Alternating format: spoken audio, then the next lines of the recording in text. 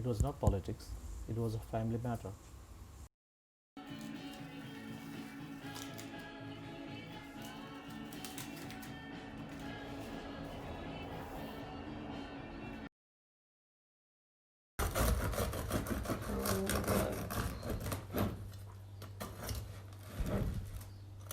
Well,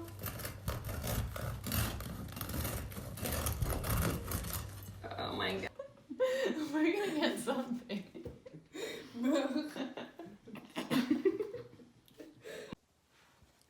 My mother's bones. Women might experience a loss of bone density due to pregnancy and breastfeeding, they told me in biology class. The fetus extracts calcium from maternal bones to form a skeleton of their own. My teeth are my mother's, fabricated from her hips. During the third trimester, resorption information processes increase and the bone turns over. Women absorb and pass on up to 70% more calcium during this period, if not from blood, from supplements. If not from supplements, from ribs. Every day I carry around my mother's body, her curls bouncing on my head, her nails digging in my skin.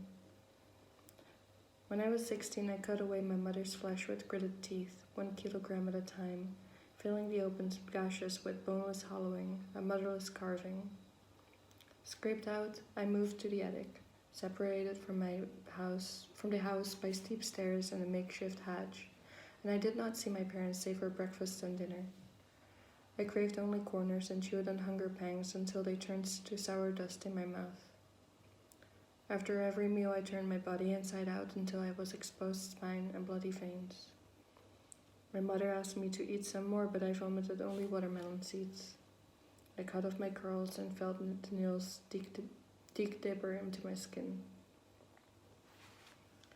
My birth took more than 24 hours, my mother told me. I took my time, she told me. I stayed put. Contractions started right outside Donner, a bookshop in Rotterdam, and did not cease until my father brought her to the hospital next morning, saying, "As you can see, my wife is here for a broken leg." Saying, "As you can see, my wife's bones are cracked pillars, white shards upholding life." My mother told me she saw a group of rabbits right outside her window. They were on a green field, right outside the hospital, right next to the highway. She told me she placed her hand on her stomach as I crawled along her spine.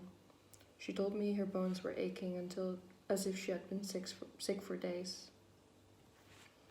The body of an anorexic stops producing estrogen when it loses too much body weight, resulting in a disruption of the menstrual cycle. The lack of estrogen also contributes to a decline of bone mass, white shards slowly dissolving, fragile marble cracking around the joints. This process is amplified by the overproduction of cortisol, a hormone which increases stress levels and increases bone density. I wrap my fingers around ribs that thin like splinters, my body pulling away with the low tide. One by one, I handed back my mother's bones to her, presented on wine porcelain.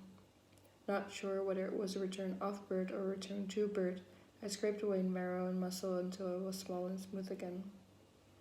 I cried without waking up, my mother told me. Nightmares or grown teeth or some kind of aching. I would cling against her ribs until I could push my hands between the hollow spaces near her heart. She would sit in the red chair near my crib and sing me back to sleep, enveloped by the soft flesh, cushion pulsing organs. At 16, I returned the humming splinters. Carefully, bones bound to keep them from rattling, I climbed back into my mother's womb. Thank you so much.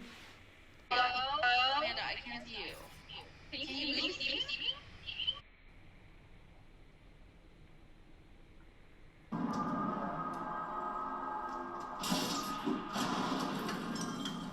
Tribute to that act of self-intelligence.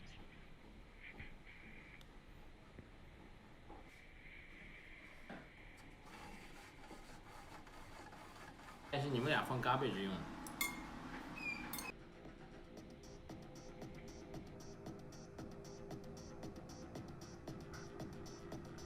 Got some interesting data inside of it.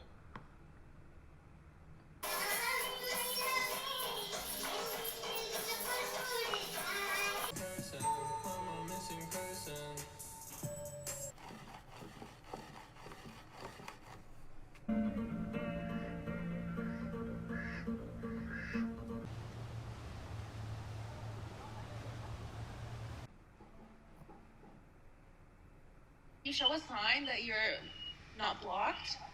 Oh, Amanda, I can't see you. Can you see me?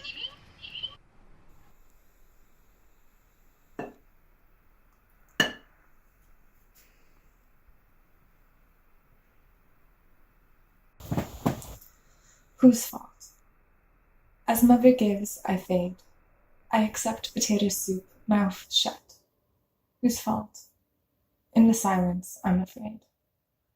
Bites of the soup my mother made from forgotten vegetables. Needs salt. As mother gives, I fade. Every day our food's homemade. Dad eats, grumbles, and departs. In the silence, I'm afraid. My growing ache is man-made, metal spoon, metal grip, whose fault that as mother gives I fade? They played a parental charade I understood. Wounds need salt. In the silence, I'm afraid. His place no longer laid, but he's there in the insults that mother gives. I fade. In the silence, I'm afraid. I wrote this Comrade Buffalo Bitter a few years ago when I was still living in Missouri. And it feels a little strange to me that this story about a poor buffalo breeder from a Nepali village is being published from Germany. And I'm going to read a section from this story from Arkansas. All this in the midst of a pandemic and from a state of quarantine in a way. Anyway, I hope you'll enjoy the story. I'm going to read a section from the story, first couple of pages from the story. Neither the buffalo nor the rango showed any enthusiasm for mating. Nor did Somnath feel like applying his tricks to stimulate the bull. After whistling at him a couple of times, he let the rango do whatever he wanted, which included licking the buffalo's rump. Better you shall your damn rango, Rameswar burst out as the rango looked away from the buffalo. Start working for your party.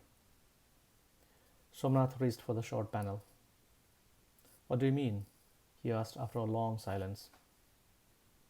Why the hell do you fake innocence? Said Rameswar. Join your Maoist comrades. They might appoint you a minister, who knows? Somnath denied being a Maoist supporter. Why? Asked Rameswar. Do Maoists have horns? Somnath's kidney pain felt worse. He led the rango back home. After the children had fallen asleep, Somnath asked his wife what food had been served at the wedding, whether anyone had asked why he did not serve as the cook, and how the groom had looked. Shanti appeared more anxious to complain than to elaborate on the wedding. She told him that some villagers had complained he did not show up to help. When she said she did not want to hear insulting rumors about him anymore, his mind went blank.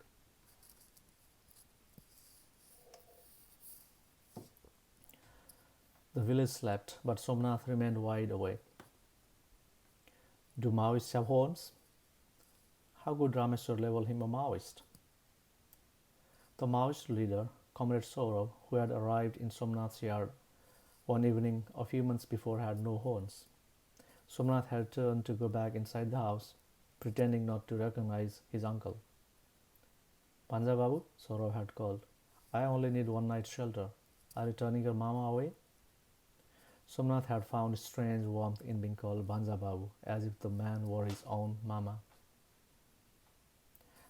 Was Rameswar calling him a Maoist just because he had given the Maoist leader a night's shelter? How could he turn the man away? It was not politics, it was a family matter. Forgotten Crimes. The photograph was taken in 1989. The color of his hair always changed. But why does it interest you so much? Asked the boy in the grocery store. I thought it was all a joke. Back in 1988, looking at the body tied to the fence, the bicyclist thought it was a scarecrow. It's just an old case. They tied him with strips of washcloth, or was it bed sheets? We're not sure he was because he was a homosexual. Who the fuck is we? There were drugs involved. The grocery store boy had a cold and he was congested. It was not a special kind of hate, just hate. He kept sneezing behind the cashier. Meth, young men, sex, train tracks, snow. The kid was 21 and he was left to die out on the prairie, beaten with the butt of a .357 caliber Magnum pistol and left to die in below freezing temperatures. His braces suggested vulnerability. The fence was removed by the owner. It was only a mile away from here. His skull was fractured from the nape to the left ear. In the photograph, he is 12. He wears a t-shirt and a green shirt. There is a red cab, a church, trees. His face was full of blood except in a few spots where it had been washed off by his tears.